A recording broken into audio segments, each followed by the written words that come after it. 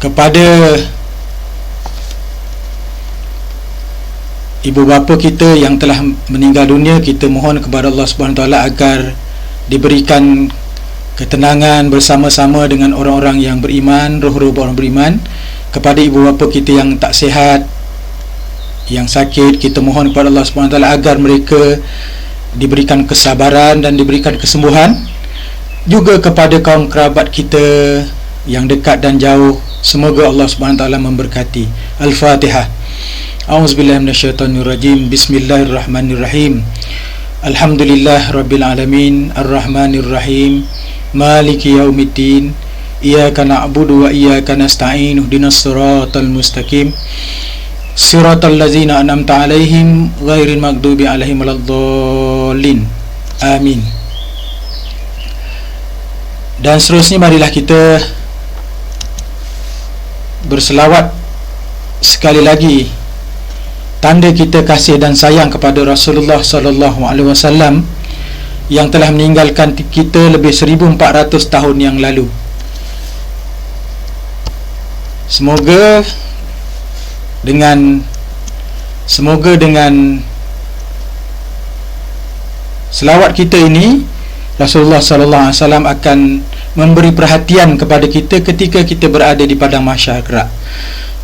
Marilah sama-sama dengan saya, Allahumma salli ala Muhammad wa ala alihi Muhammad. Allahumma salli ala Sayyidina Muhammad wa ala alihi Sayyidina Muhammad. Allahumma salli ala Sayyidina Muhammad wa ala alihi Sayyidina Muhammad. Semoga lafaz selawat ini tanda ingatan kita pada Rasulullah sallallahu alaihi wasallam, dan Rasulullah sallallahu alaihi wasallam juga akan memberi perhatian kepada kita, memberkati kehidupan kita sepanjang hayat ini masih di kandung badan. Seperti mana yang lepas, marilah sama-sama dengan saya kita lafazkan zikir munajat untuk mencari, untuk menenangkan, untuk diri kita sentiasa mengingati, sentiasa berada di landasan yang betul dalam menghadapi kehidupan yang seterusnya. Subhanallah walhamdulillah wa la ilaha illallah wallahu akbar. Subhanallah walhamdulillah wa la ilaha illallah wallahu akbar. Hasbi rabbi jallallah ma fi qalbi ghairullah. Nur Muhammad sallallahu, Nur Muhammad sallallahu, tubna ilallah warja'na ilallah wa nadimna ala ma fa'alna. Tubna ilallah warja'na ilallah wa nadimna ala ma fa'alna. Sallallahu ala Muhammad sallallahu alaihi wasallam. Sallallahu ala Muhammad sallallahu alaihi wasallam. Alhamdulillah, semoga lafaz bait-bait zikir munajat yang kita lafazkan pada pagi ini dapat menambahkan lagi ketenangan dalam diri kita. Jadi sebelum kita berangkat untuk langkah yang seterusnya, marilah kita dengan tulus ikhlas hati kita pada pagi ini, kita membetulkan, kita meluruskan apa yang ada di dalam hati kita, jiwa kita, iaitulah niat kita. Yang niat ini duduknya di dalam hati kita, dan apabila disebut sebagai hati, ala inna fil jasadi mudghah, ketahuilah di dalam diri itu ada satu gumpalan. Iza solahat solahal jasada kullu. Apabila ia baik, baiklah seluruh jasad itu. Fa iza fasadat fasadat jasada kullu. Apabila ia tak baik, maka tak baiklah seluruh jasad itu. Ala wahya qalbu. Ketahuilah sesungguhnya segumpal darah itu ialah qalbu ataupun hati. Jadi marilah kita meniatkan ataupun meluruskan hati kita pada pagi ini. Pertemuan kita pada pagi ini tidak lain dan tidak bukan untuk kita mencari, untuk kita melihat, untuk mencari kekuatan diri kita dengan kita meletakkan perbuatan kita pada hari ini dengan lafaz kerana Allah Subhanahu Wa Taala, insya-Allah.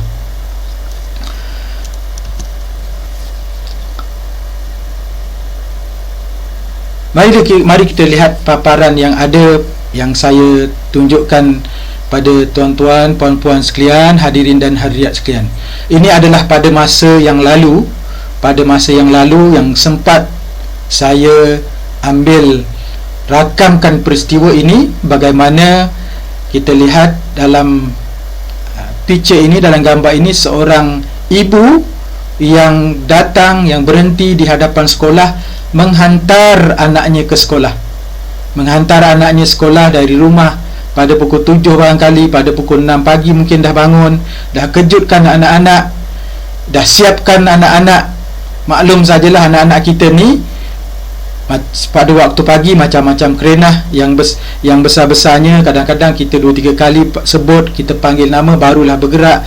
Kemudian ada yang anak yang sekolah rendah, kemudian ada yang kecil lagi yang kita kena urus. Macam-macam tingkah laku pada waktu pagi yang semestinya memang kita pernah lalu. Ni adalah seorang ibu yang menghantar anaknya ke sekolah pada waktu pagi, lebih kurang dalam pukul 7 suku pagilah. Waktu pada pukul 7 suku ni, keadaan jalan di depan sekolah mana-mana pun semakin ramai yang hadir, ya.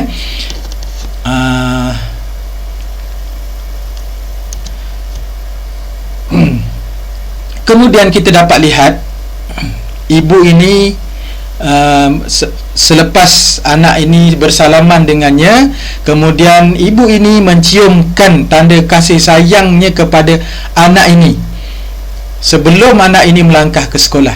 Barangkali saya yakin dan percaya mesti kita kalau sebagai ibu ataupun ayah, mesti ada satu perkataan ataupun beberapa bait perkataan memberi pesanan pada anak kita ni. Dek, sekurang-kurangnya dek, hari ni belajar betul-betul, bagi tumpuan kepada cikgu yang sedang mengajar. Itu biasa seorang ibu. Hantar ke sekolah pada waktu pagi, kemudian letakkan anak tu di hadapan sekolah, berhenti motor, kemudian bersalam dan cium pipi anak itu, ya. Itu seorang ibu pada masa yang lalu. Yang ni pula adalah seorang ayah. Kita lihat ayah ini memimpin anaknya menyeberang jalan. Tengok bagaimana seorang ayah juga prihatin kepada anaknya, dipimpin anaknya itu untuk melepasi jalan. Kenapa seseorang ayah kadang-kala tanpa luar kawal ataupun tanpa disedari memimpin anaknya? Itu tandanya dia ingin keselamatan pada anaknya dari sudut kesihatan, dari sudut keselamatan fizikal pada anaknya. Itu seorang ayah. Bagaimana seorang ibu itu ada naluri kasih sayang kepada seorang ayah, kepada seorang anak, begitu juga naluri seorang ayah itu kepada seorang anaknya. Kemudian alhamdulillah saya juga dapat merakamkan bagaimana tanda kasih seorang ayah itu dilahirkan, ditunjukkan secara fizikal sebelum dia melepaskan anaknya untuk masuk ke dalam pagar sekolah. Juga seperti seorang ibu, dia mencium anaknya, tanda kasih sayangnya. Dan mungkin kita boleh jangka ayah ni juga akan memberi pesanan kepada anaknya sebelum melepaskan anaknya masuk ke sekolah. Sekurang-kurangnya, dek, belajar betul-betul tau. Hari ni belajar betul-betul, beri tumpuan. Ingat, Kat sekolah jangan main, dalam kelas jangan banyak bergurau, fokus. Dapatkan apa saja yang cikgu ajar, yang cikgu beritahu tu, supaya difahami. Kalau tak faham, tanya dengan cikgu. Itu mungkin ayah juga, seorang ayah, seorang ibu yang perkataannya menunjukkan bahawa dia ada harapan pada anaknya untuk pada masa depan. Inilah gambaran yang sempat saya rakamkan pada masa yang lalu. Pada masa yang lalu, sebelum peristiwa kita mengalami 3 kali MCO ni, berada dalam dalam kawalan keadaan seperti sekarang. Walau bagaimanapun, saya rasa, pada pendapat saya, kita pun penuh rasa dan mempunyai perasaan, walau bagaimana keadaan sekalipun, naluri itu tidak pernah berubah. Perasaan kita tidak pernah berubah, harapan kita tak pernah berubah kepada anak-anak kita. Kita pernah lahirkan dia, besarkan dia, kemudian sekarang kita hantar anak-anak kita ni ke sekolah.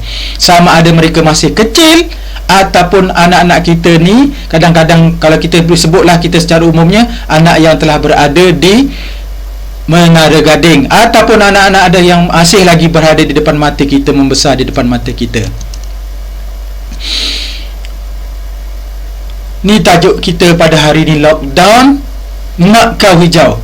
Kalau tengok pada tajuk ni, kalau kita, mungkin kita rasa tersentak lah, kerana perkataan hijau itu menggambarkan seolah-olah satu suasana, satu gambaran keadaan semasa yang sangat berbeza, kerana kita telah berada lebih daripada setahun. Tarikh 31 bulan Mac 2020 bermula lockdown tu, sampailah sekarang ada masa yang kita dikelonggarkan, ada masa yang kita telah diperketatkan dan telah kita lalui. Jadi bila kita sebut lockdown ni bila kita sebut lockdown ni, selalu kita dengar sebut lockdown ni. Apa dia lockdown ni dalam bahasa Melayu dia? Tak ada bahasa Melayu ke? Tak ada dalam bahasa Melayu ke lockdown ni? Kalau kita translate secara direct, kita boleh faham lah. Lockdown ni, kataan depan tu pun dah lock, kunci, dikunci, macam kita ni dikunci. Saya telah merujuk ke dalam kamus dan merujuk kepada ketah kerja yang dibuat oleh rakan-rakan kita universiti dan juga rakan-rakan kita yang membuat kajian. Lockdown ini bermaksud lockdown ni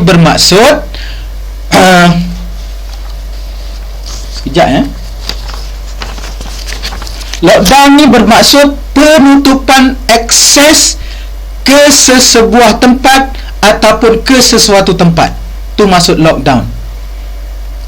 Lockdown ni berlaku disebabkan sesuatu peristiwa ataupun sesuatu perkara yang tidak boleh dielakkan, yang melibatkan masyarakat, dan ianya kalau diukur pada waktu sekarang ni melibatkan satu dunia, pelosok dunia dari timur dan barat mengalami peristiwa yang sama. Jadi lockdown ini bermaksud penutupan akses ke sesuatu lokasi atau tempat. Maksudnya, bila sesuatu berlaku dengan kuasa yang ada pada kerajaan yang mengatur, yang memimpin kita pada waktu ini, dia telah mengisytiharkan bahawa satu tindakan perlu diambil bagi memastikan supaya masalah C-19 ini, saya suka sebut C-19, masalah C-19 ini tidak menular. Jadi untuk tidak menular ini, satu tindakan untuk memutuskan rantaian penularan ini mesti dilakukan. Jadi kerajaan telah menggunakan perkataan lockdown untuk diberitahu kepada rakyat negara ini selama 32 juta. Jadi negara kita telah menggunakan lockdown. Apa maksud lockdown?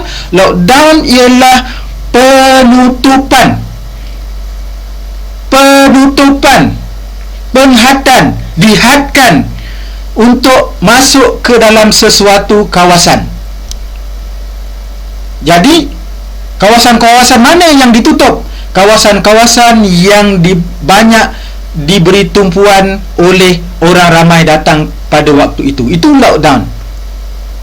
Bila lockdown berlaku, daripada 14 hari ditambah kepada 14 hari ditambah kepada 14 hari, dianalisa, kerajaan membuat analisa sama ada ancaman virus ini bertambah ataupun berkurang. Lalu pada tahap yang paling tinggi sekali, kerajaan telah membuat total lockdown. Total lockdown ini lebih ketat daripada lockdown. Bermakna kerajaan telah memberi penekanan bahawa kita mestilah sentiasa berada di rumah sekiranya tidak ada urusan yang penting. Itu maksudnya total lockdown. Dan apabila total lockdown ini berlangsung kepada kita pada awal-awal dulu, bukan total lagi, pada lockdown yang pertama dulu berlaku kepada kita, tentulah dia akan mendatangkan satu suasana baru dalam kehidupan kita. Dan kadang suasana yang baru ini, kalau kita dapat memahami bahawa berlaku ketidakseimbangan dalam kehidupan pada waktu ianya dilaksanakan dahulu. Apa maksud ketidakseimbangan itu? Ketidakseimbangan itu membawa maksud tuntutan kepada perkara-perkara yang penting untuk meneruskan kehidupan kita lebih besar daripada kemampuan. Maksud dia, kita nak hidup dalam keadaan harmoni seperti dahulu, keluar dalam keadaan bebas, tetapi oleh kerana ada sekatan, ada keperluan, menyebabkan berlaku tidak keseimbangan. Jadi keseimbangan ini sebenarnya membuatkan, itulah istilah hijau tu. Semua orang berasa bahawa kejutan budaya telah berlaku dalam kehidupan. Pada kita kata budaya ini ialah kebiasaan. Budaya ini ialah kebiasaan, norma-norma yang dilakukan menjadi cara hidup masyarakat kita di Malaysia, itu namanya budaya. Budaya terdiri, boleh disebut sebagai perkataan, perbuatan, kehidupan, pergaulan dalam masyarakat, pertuturan dan sebagainya. Itu namanya budaya. Budaya kita pada masa yang lalu, sebelum 16 Mac 2020, kita bebas berurus niaga, kita bebas dalam kehidupan, bebas untuk mencari rezeki, keluar rumah, meninggalkan rumah tanpa ada perasaan-perasaan yang tertangguh, tanpa ada perasaan-perasaan yang isu ancaman lah pada kita, ketidakselesaan. Jadi bila berlaku lockdown tu, berlakulah ketidakseimbangan dalam keselesaan kita, budaya kita bekerja di luar. Ada yang dalam satu keluarga itu suami dan isteri bekerja, ada suami bekerja, ada isteri bekerja, ada yang bekerja bersendiri, ada yang jadi pengusaha, ada yang berniaga, ada yang ada kedai sendiri, ada yang mengusahakan kebun, ada yang bekerja dengan penghasilan mengambil upah memotong kelapa sawit ataupun getah, ataupun yang bekerja di kawasan sawah padi. Kalau ada yang sawah padi, kawasan ini tak ada sawah padi, kita sebut dalam kawasan, maksudnya dalam rumusan yang luas. Ada yang berniaga kecil-kecilan, ada yang berniaga pada tahap sederhana, ada yang berniaga pada tahap skala yang tinggi. Kemudian ada yang bekerja sendiri, ada yang bekerja mengambil upah, ada bekerja dengan majikan, ada yang bekerja dengan syarikat-syarikat yang kecil, ada yang bekerja di semua lokasi, di semua tempat. Tiba-tiba bila kerajaan mengumumkan lockdown ini pada PKP yang pertama dulu, berlakulah kejutan budaya. Saya sendiri hampir 2 minggu tak berani nak meninggalkan rumah, nak keluar rumah. Kalau keluar rumah, nak ke kedai ataupun berbelanja, dalam keadaan yang sangat serius pada waktu itu. Kita tak tahu macam mana nak mengamalkan, nak menjadi ataupun nak bertingkah laku pada waktu tersebut. Jadi lockdown ini mengejutkan kita dan menjadikan dan mewujudkan secara tak langsung satu budaya baru yang dipanggil sebagai norma baru. Norma ni ialah kebiasaan. Kebiasaan kita yang lalu dengan kebiasaan kita pada waktu PKP ni sangat berbeza pada awalnya. Jadi pada waktu itu kita panggil sebagai kejutan budaya lah. Budaya pada diri sendiri, budaya pada dalam keluarga, budaya dalam pergaulan dalam keluarga. Dan cuma pada waktu itu sekolah masih lagi dibuka. Jadi masih lagi anak-anak kita berada di luar, boleh keluar dan boleh ke sekolah pada waktu itu.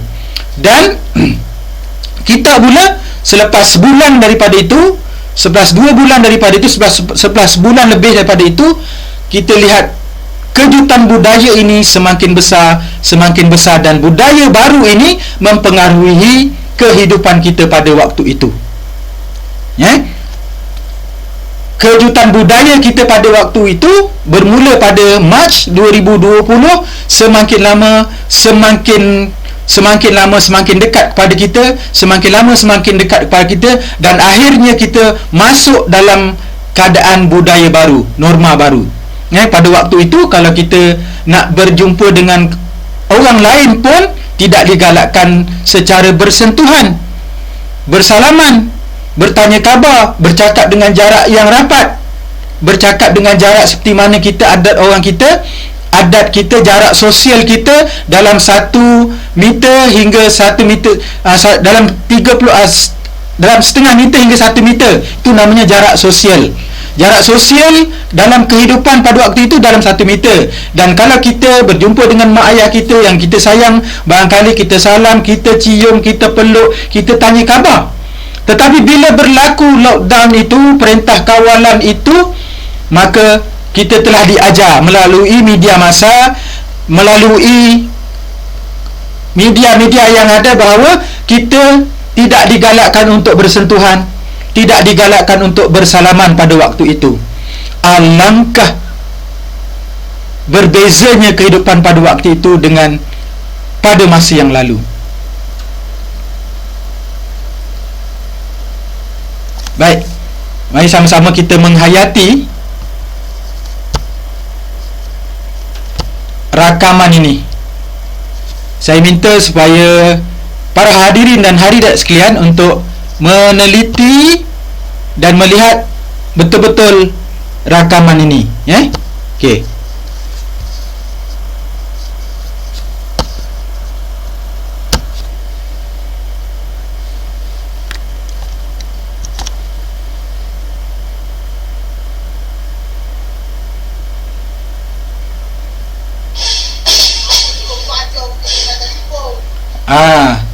Itu sebenarnya salah satu daripada norma baru yang sedang kita lalui.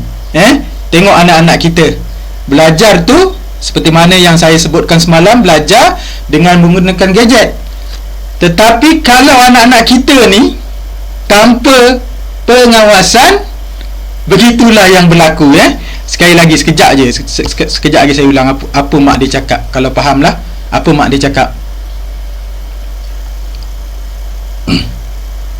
Tengok anak tu, dia ambil handset, dia tengok kanan kiri, dia ingat selamat, tiba-tiba melayang atas kepala anak kita. Itu sebenarnya macam mana kalau kita melihat peristiwa ni? Peristiwa ni mungkin dalam keadaan tertentu dia melepaskan perasaan, itu yang hijau tu, melepaskan perasaan. Cuma kalau ikut budaya kita, itulah saya kata kejutan budaya. Kadang-kadang perkara-perkara yang tidak pernah kita buat pada masa yang lalu, kita buat pada masa sekarang, yang kadang-kadang di luar kawal. Di luar kawal. Kita pun kita mohon kepada Allah SWT agar kita dianugerahi kesabaran. Sebab sabar ni adalah satu praktikal yang sangat susah.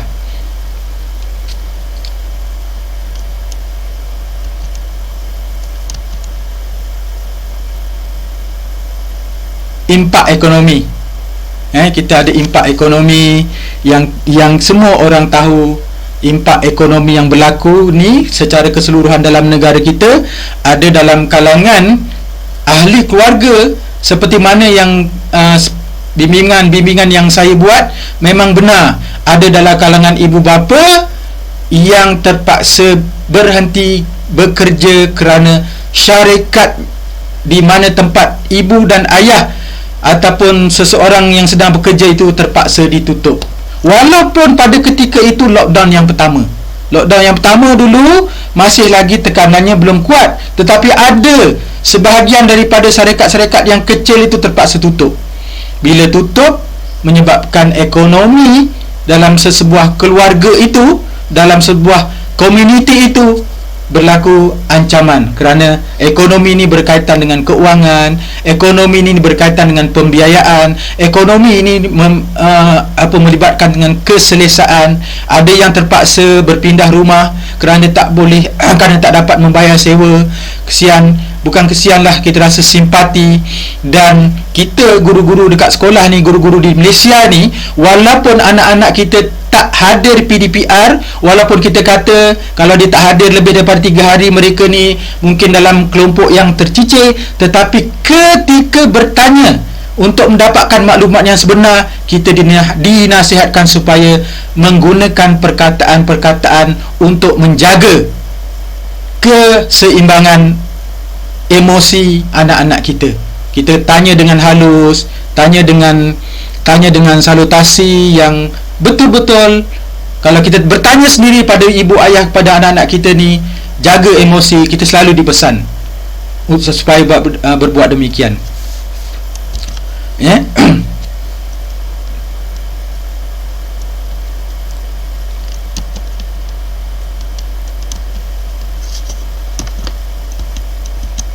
Kemudian kemampuan memenuhi keperluan ini pun semakin mengecil. Ada yang saya sebut tadilah. Kemampuan memenuhi keperluan ini luas. Memenuhi keperluan pembelajaran anak-anak, memenuhi keperluan kehidupan keluarga, makan minum setiap hari, memenuhi keperluan kasih sayang antara seorang ibu dan seorang anak, kasih sayang daripada seorang ibu dan seorang anak yang tinggal berjauhan daripada seorang ayah dan seorang ibunya. Itu maksudnya kemampuan memenuhi keperluan semakin mengecil ketika berada dalam keadaan lockdown ni. Jadi kadang-kadang seorang ibu ataupun seorang ayah yang menghadapi lockdown tu, dia terpaksa kesabarannya menjadi 200%. 200% kesabaran dia, 200% usaha dia, 200%, bukan 200% lah, mungkin lebih daripada itu angka yang kita nak gunakan untuk memberikan gambaran bagaimana keadaan pada waktu ini. Pada waktu ini, walaupun kita kata begitu, pada akhirnya kita menghayati dan kita menginsafi bahawa kita perlu mengatur kehidupan, kedudukan, keseimbangan dalam keluarga ataupun dalam masyarakat dalam keadaan yang baik. Jadi itu yang sangat yang kita sekarang ini sedang lalui. Kemudian sejak akhir-akhir ini berlaku di luar sana, bagaimana ada kaum saudara-saudara kita di luar sana terpaksa mengangkat bendera putih yang ingin menunjukkan bahawa mereka tak ada upaya lagi untuk, memang sebahagian besarnya pun kalau kita melihat laporan-laporan akhbar ataupun bina masa, memang sebahagian besarnya memang berada dalam keadaan yang sangat sempit, kerana mereka bukan sahaja tidak ada keuangan, malah mereka menghadapi penyakit, kesukaran, tinggal dalam keadaan seorang dan sebagainya. Jadi keperluan atau kemampuan untuk memenuhi keperluan hidup ini semakin mengecil dengan sebab kita terpaksa melaluinya untuk memutuskan rantaian C-19 ni. Satu lagi kita lihat, kita ambil pelajaran dari paparan rakaman ini, insya-Allah.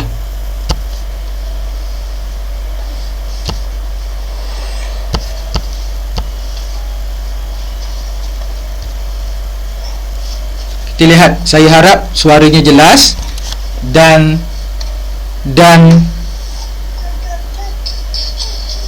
kita lihat bagaimana seorang anak itu yang membesar di depan mata kita, di depan mata kita dari kecil sampailah pada usia ni, mungkin dalam usia 6 bulan ataupun 7 bulan. Bagaimana seorang ibu, ada tu, kalau dengar betul-betul, ada seorang ibu, dia bercakap dengan anaknya. Apa yang ibu dia tengah beritahu tu? Mungkin kita boleh duga, mungkin boleh kita agak. Tengok anak dia.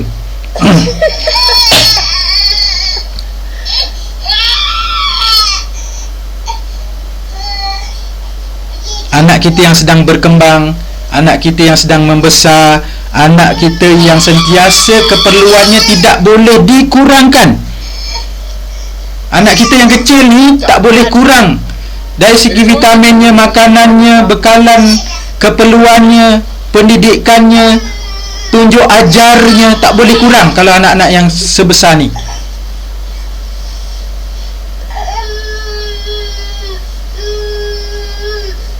Bayangkan kalau kita suami isteri bekerja, kepada siapa anak kita ni kita nak beri pendidikan?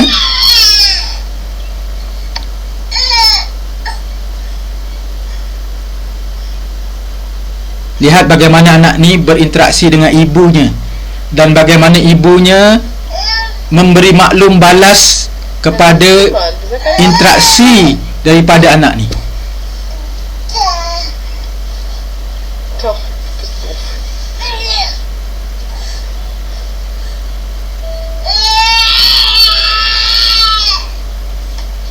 Anak ini tak pernah putus asa. Itulah sifat kanak-kanak.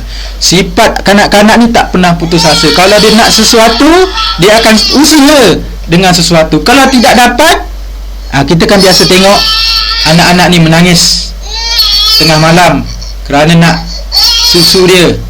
Tengok dia cakap dengan ibu dia.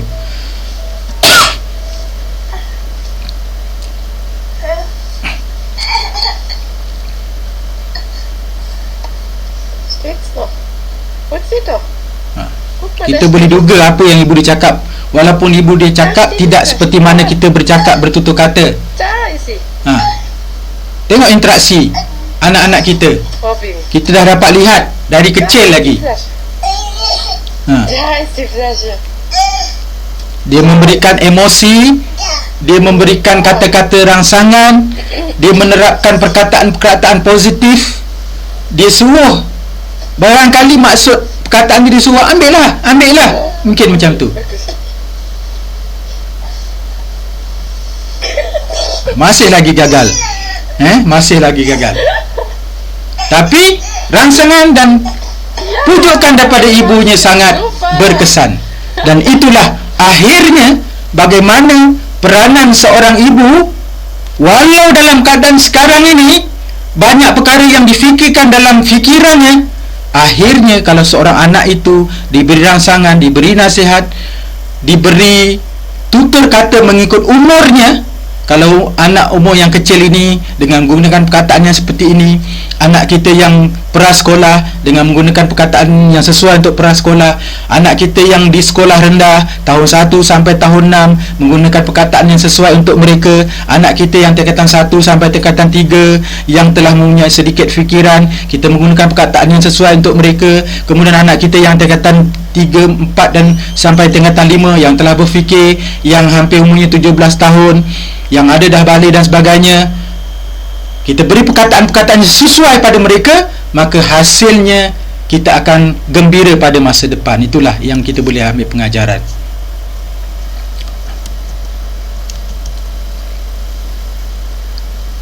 Kita tambah lagi, yang kita bergerak lagi setelah kita mengetahui bahawa lockdown ini menyebabkan kita pelbagai sudut yang berlaku pada kita, maka salah satunya ialah hubungan sosial terbatas. Hubungan sosial ini berkaitan dengan emosi kita, hubungan sosial kita dengan keluarga kita. Kalau yang duduk dalam satu kawasan ini, ibu ayahnya, tok nenek, anak-anak kita ada, alhamdulillah, syukur boleh melihat boleh ziarah, boleh tanya.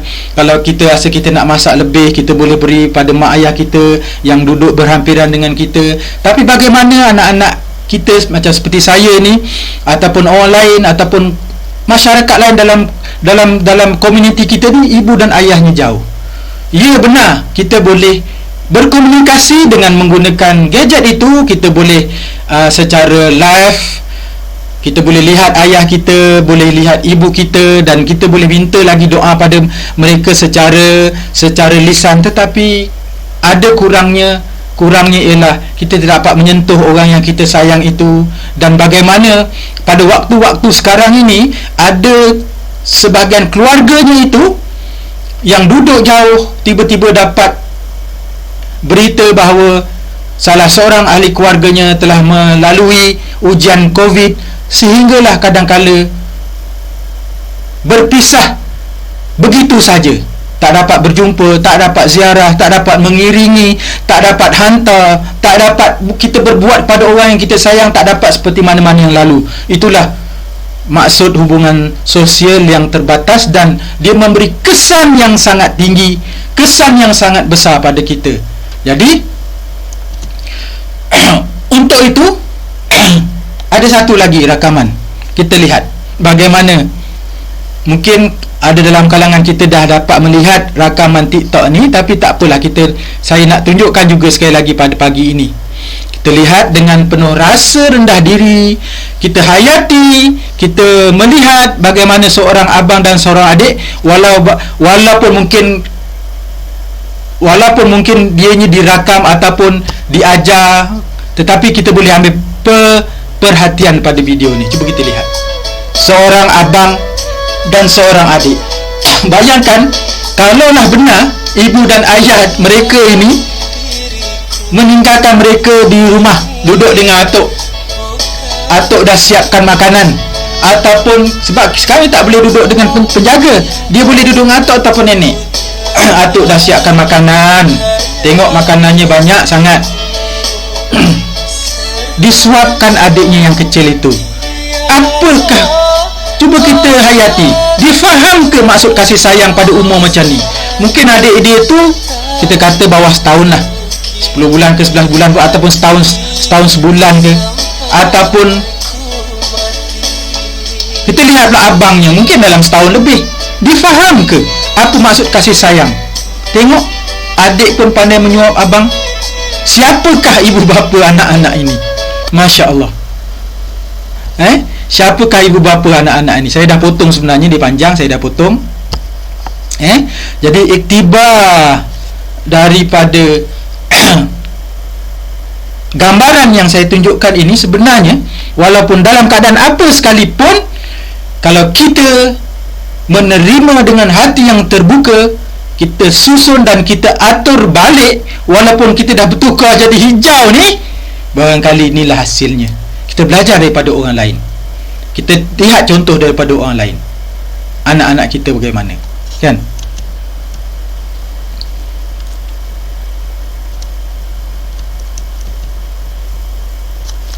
Kemudian ada tekanan kepada mental dan emosi, tekanan fikiran kita, nak atur kehidupan kita, nak atur kehidupan dalam masyarakat. Kalau kemudian kita nak melalui perjalanan hidup ini, kita nak keluar pun ada sekatan, nak keluar jalan raya ada sekatan, nak pergi beli barang-barang keperluan pun ada sekatan di jalan raya. Bukan setakat sekatan ekonomi kita sendiri, kita nak keluar pun ada sekatan. Kita lihat lampu biru berkelap-kelip daripada jauh pun hati kita akan terasa.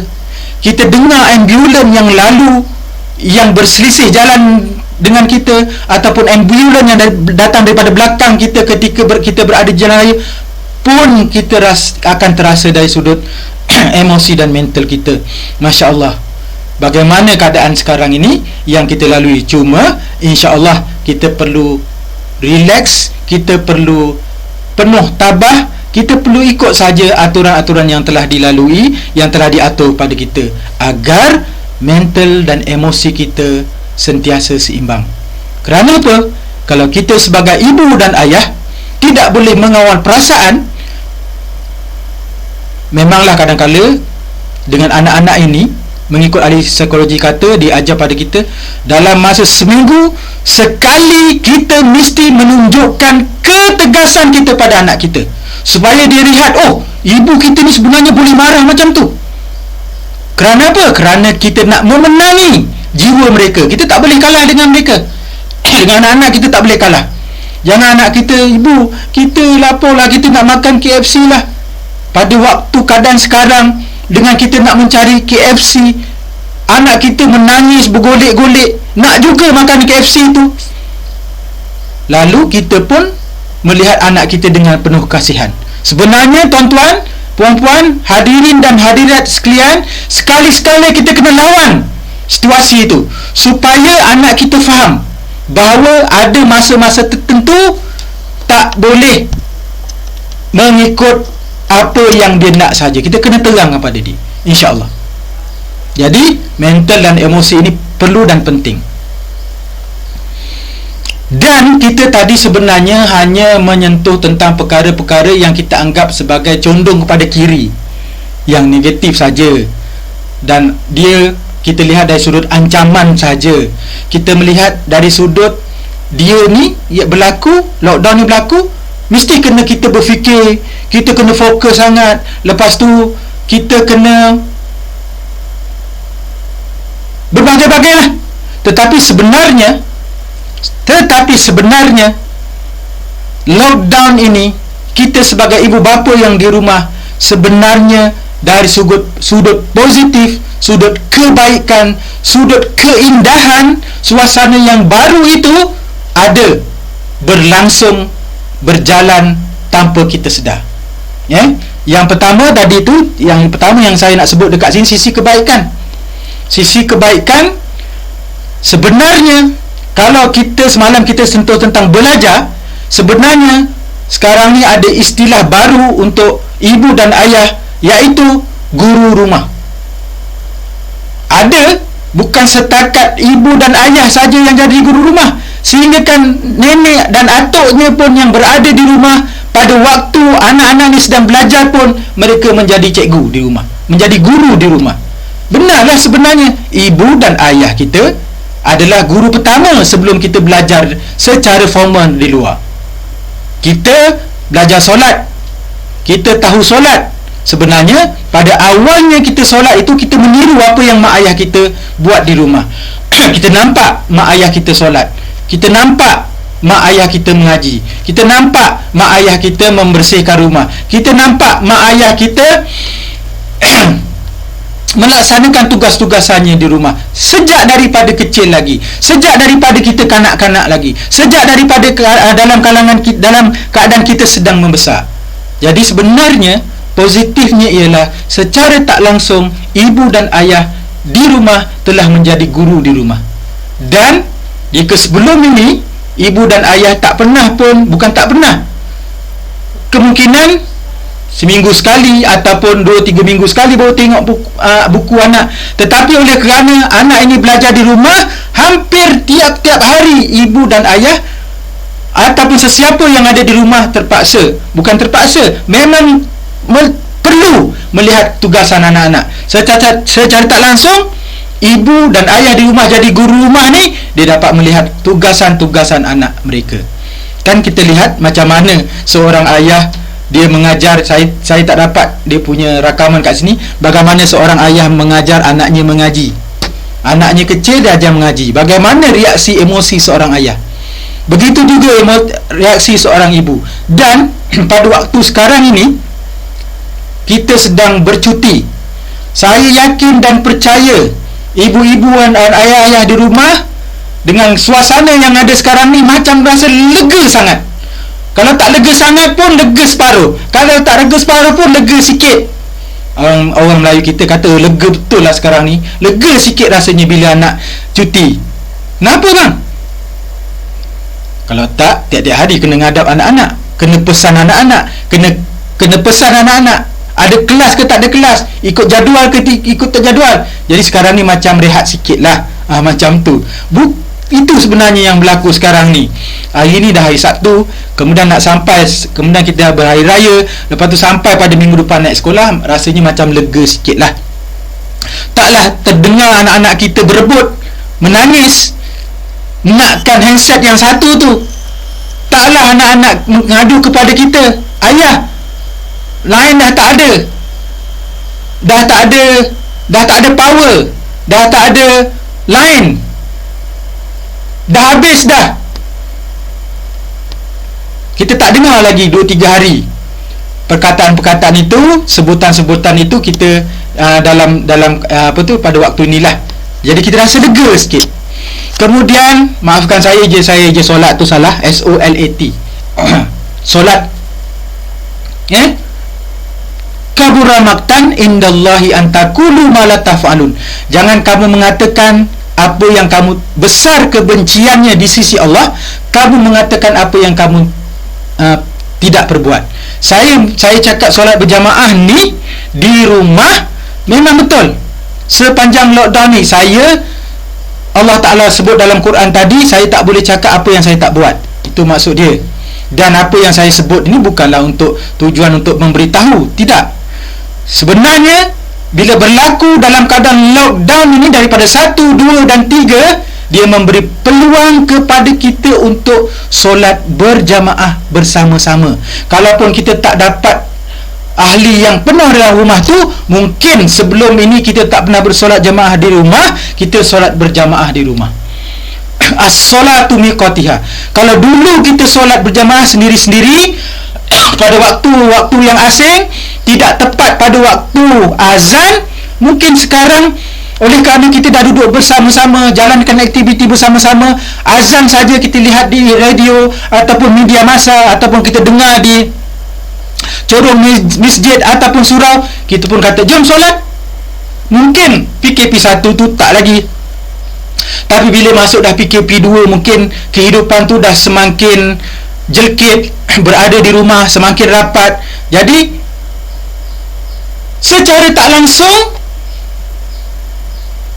dia berlaku tanpa disedari, dan inilah salah satu daripada kebaikan lockdown ini. Jadi kita solat berjamaah, kita gile-gilekan, mungkin ayah hari ni sebulan 2 bulan dia lihat ayah, kemudian kita boleh jemput alung kita dekat rumah solat berjamaah. Jadi kita boleh lihat anak kita sebenarnya mampu ke tidak bersolat berjamaah ini, boleh ke tidak dia jadi imam dekat rumah. Macam tu baru kita tahu sebenarnya. Kalau kita dengar anak kita baca suratul Fatihah jadi imam, kita tahu secara tak langsung anak kita ni bagaimana, ada bakat ke tidak, boleh ke tidak, bagaimana amalan agamanya pada sehari-hari. Kita boleh lihat daripada pagi, pada waktu subuh, sampailah pada waktu dia tidur semula. Dan jangan abaikan perkara ini tuan-tuan, ibu ayah sekalian yang saya sayang, jangan abaikan. Cubalah lihat anak-anak kita, cubalah lihat kebiasaan mereka yang sekarang ini, Kemudian ada satu lagi yang saya tak tulis ni, bila dah solat, ajak anak kita mengaji sama-sama. Yang kecil dengan iqra'nya, yang belum sampai Quran dengan muqaddamnya, kemudian yang dah sampai Quran, minta mereka untuk mengulang apa yang mereka ajar. Dan sebenarnya pada waktu sekarang, kalau disebut mengaji, seperti mana yang saya lalui sendiri pada waktu sekarang, mengaji ini boleh secara online, secara kita macam kita sekarang ni lah, Google Meet. Dan apa yang saya lihat sendiri dan saya melalui sendiri, memang ada dalam kalangan ibu bapa yang menghantar anak-anak mereka oleh kerana dah lama sangat melihat anak mereka tidak mengaji, jadi mereka berusaha untuk mendapatkan guru mengaji dengan secara Google Meet. Dan saya sendiri secara tak langsung, anak saya yang sedang belajar di madrasah yang berada di rumah sekarang ni, ada dalam kalangan rakan-rakan saya meminta supaya anak saya ini untuk mengajar mengaji. Jadi peluang yang ada ini kita gunakan orang yang mampu untuk berkhidmat, dan ibu ayah yang melihat anak-anak kita ni yang lama sangat tak mengaji ni, kita usahakan untuk mengaji dengan apa cara sekalipun. Ingat tuan-tuan, bahawa kehidupan kita selepas kita solat, selepas kita melaksanakan kehidupan, antara lain ialah dekatkan diri kita, anak kita dengan Al-Quran. Taraktu fikum amrain lan tadilu abada. Kamu tidak akan sesat sampai bila-bila melainkan dengan dua cara. Dua cara iaitu kitab Allah dan sunnah. Dengan kitab tu maksudnya Al-Quran dan sunnah Rasulullah sallallahu alaihi wasallam. Mengaji maksudnya. Mengaji, belajar walaupun kita tak faham tapi kita nak dapatkan keberkatan. Yang mustahaknya solat dan mengaji itu adalah satu hikmah kepada keluarga kita pada waktu ini. Baik. Bila kita dah sekarang ni kita dah berada lama sangat dengan anak-anak di rumah, terutama ibu bapa yang jadi suri rumah itu, jadi suri rumah sepenuh masa di rumah sekarang ni, ataupun yang sebelum ini bekerja dan sekarang ni bercuti, ataupun dia tidak bekerja pada seperti mana masa yang lalu, dia akan dapat melihat perkembangan anak-anaknya di rumah. Peringkat sekolah, peringkat tadika ataupun prasekolah, sistem pembelajarannya ialah tidak normal. Tidak normal ni maksudnya kalau kita ikut sukatan. Kalau kita ikut sukatan prasekolah, sebenarnya pembelajarannya adalah tidak normal. Belajar, murid hadir ke sekolah, seorang murid prasekolah yang hadir di sekolah, ke sekolah pada usia 6 tahun dan 5 tahun tu sebenarnya untuk diajar tentang kemahiran hidup, kemahiran menjalani kehidupan sebagai seorang manusia. Biasanya di sekolah tadika, di sekolah mana pun, sekolah tadika kemas ke, sekolah tadika yang berada di sekolah pun, ataupun sekolah tadika yang berada di pengajarnya pihak swasta pun, sebenarnya diajar secara tidak formal. Cuma kadang-kadang ibu dan ayah ini, dia nak anak dia bila bersekolah tu mesti pandai baca dan pandai menulis. Sebenarnya kalau di sekolah peringkat rendah, menulis dan membaca ni lah yang kedua. Keutamaan ialah nak diajar bagaimana dia nak berdikari. Sebab tu dekat sekolah rendah, sebab tu dekat sekolah di prasekolah ada masanya pagi-pagi. Kalau waktu sekarang ni, pada waktu sekarang pandemik ni, masa mereka berada di sekolah, pagi-pagi sebelum masuk kelas, basuh tangan, cuci tangan dengan menggunakan sabun, duduk dalam kelas. Lepas duduk dalam kelas, pada waktu pagi itu dia akan melafazkan doa-doa harian. Ada juga yang melafazkan ayat-ayat lazim.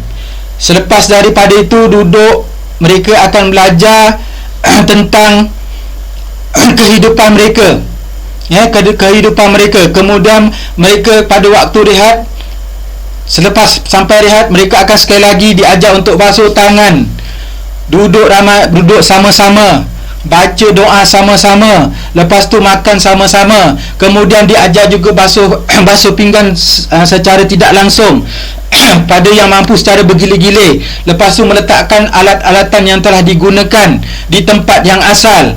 Kemudian oleh kerana desakan pada waktu sekarang, walaupun mereka ni sebenarnya belajar secara informal, secara tak formal, secara kehidupan, tetapi desakan sekarang oleh kerana ada anak-anak kita, maafkan saya, ada anak-anak kita diminta, mengharap, ayah-ayah, ibu-ibu harap bila hantar ke sekolah boleh pandai baca.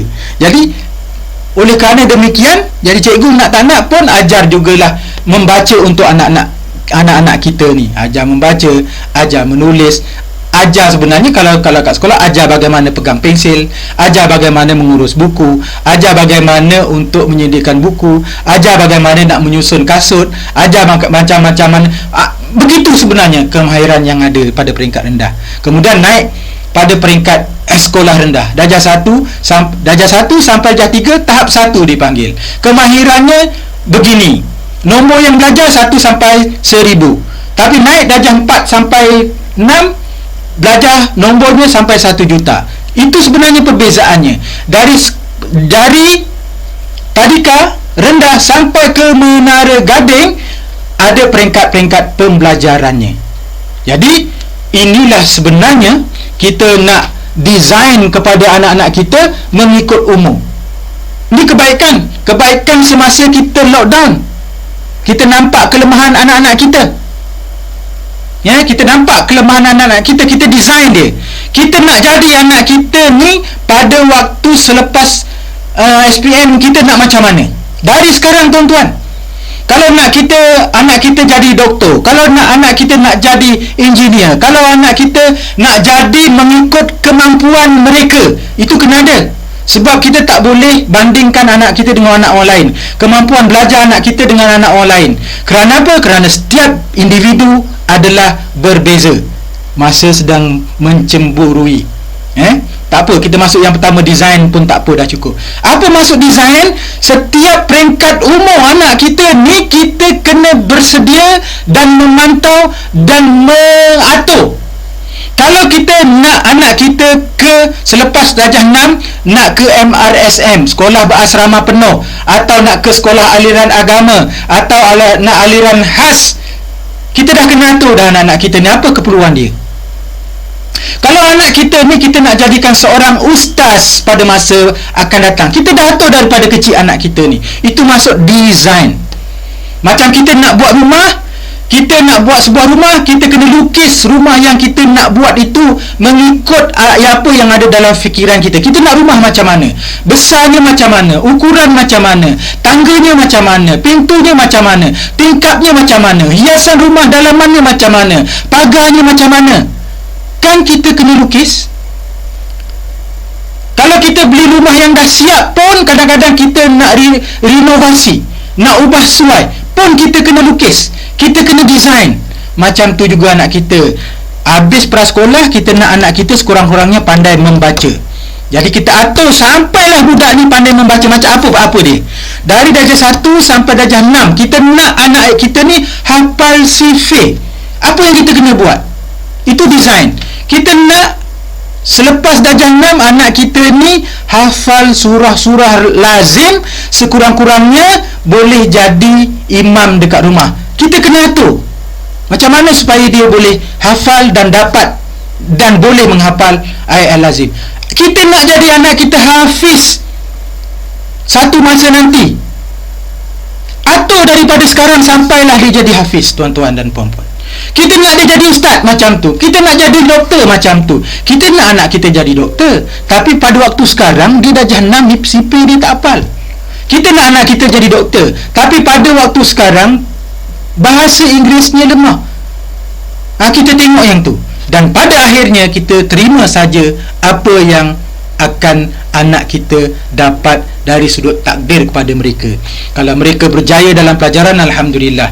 Berjaya dalam pelajaran, akhlaknya baik, tutur katanya baik, tingkah lakunya baik, pergaulannya baik, sihat walafiat dari segi mental dan fizikal, sentiasa mengembirakan hati kita, sentiasa mendoakan kita. Itulah sebenar-benarnya kejayaan ketika mendidik anak kita. Apa pun yang akan berlaku pada anak kita, dia nak jadi apa, dia nak jadi apa dan sebagainya, kita serahkan kepada Allah Subhanahu Wa Taala. Tetapi kita kena design dulu anak kita ni. Kita kena atur darjah sekolah rendah ni mesti dia dah sampai pangkat mana, apa yang dia dah dapat, tengok. Kemudian sekolah menengah rendah, tingkatan 1 sampai tingkatan 3, apa yang dia dah dapat. Tingkatan 5, persiapan untuk menghadapi SPM, apa yang telah dibuat, apa keperluan dia. Itu design. Dan apa ya? Dan akhirnya saya ingin merumuskan, ada lagi, saya sebut design ni grow up. Grow up ni penting, tuan-tuan. Grow up ni kita nak tahu anak kita ni sihat tak sihat. Ni grow up. Grow up ni dia membesar. Saya cakap sikit lagi, puan. Grow up ni kita melihat anak kita daripada kecil sampai besar. Grow up ni kadang-kadang kita melihat dari sudut kesihatan dia. Dia petah tak bercakap, dia gagap ke tidak, kemudian ada tak masalah mata, ada tak masalah rabun, ada tak anak kita ni ada masalah memahami pelajaran, dia lemah ke, dia cergas ke tidak, kemudian anak kita ni ada disleksia ke tidak. Disleksia ni, tuan-tuan puan-puan, kadang-kadang sampai darjah 4, darjah 3 baru sedar anak kita ni ada disleksia. Jadi itu grow up. Daripada sekarang kita kena lihat pembesaran anak kita. Kalau dia dah sampai darjah 1, darjah 2 dia tak boleh membaca, sebenarnya kita kena tengok dia ni macam mana. Ada tak kaitan di masa-masa waktu lahir dulu, lahir pembedahan ke, lahir tak cukup bulan ke, itu sebenarnya itu grow up. Ringkas. Kemudian energizer. Sikit lagi. Energizer, apa dia energizer? Energizer ini ialah untuk kita sekeluarga sentiasa bersemangat, sentiasa ceria, sentiasa bahagia, sentiasa tenang. Nak dapat semangat, nak dapat bahagia, nak dapat tenang ni, kita panggil dalam bahasa kita ialah energizer. Semangat dalam diri, keupayaan dalam diri, keinginan dalam diri, sentiasa ada.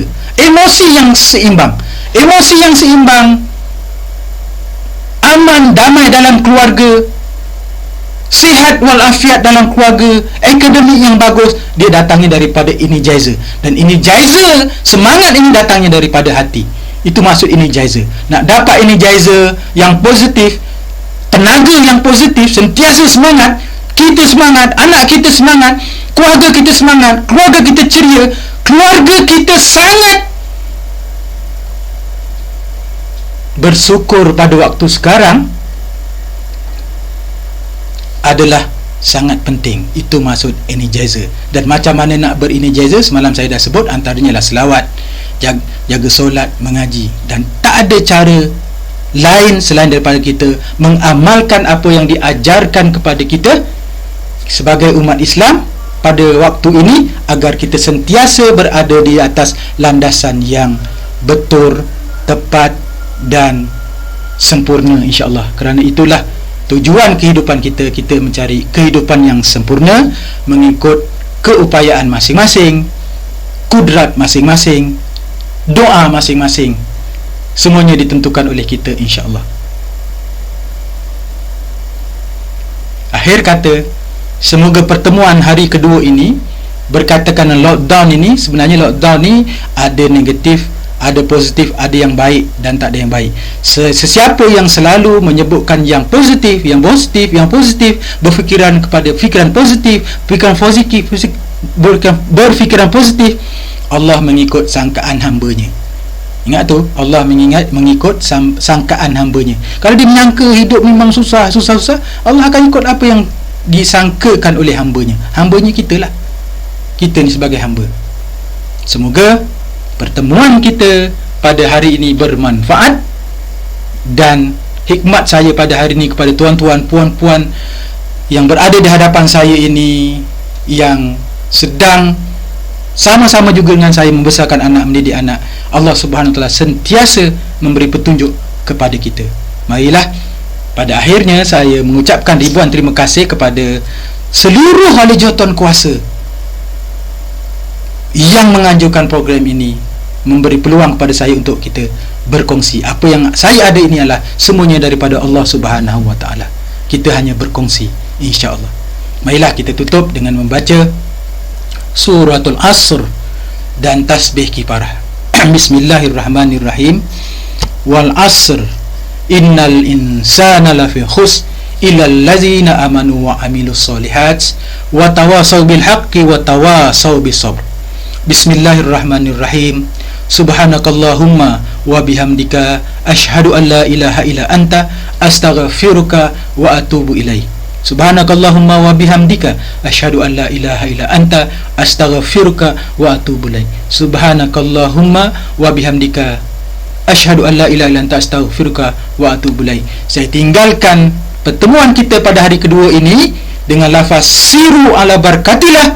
Assalamualaikum warahmatullahi wabarakatuh. Waalaikumsalam warahmatullahi wabarakatuh. Waalaikumsalam warahmatullahi wabarakatuh. Terima kasih diucapkan kepada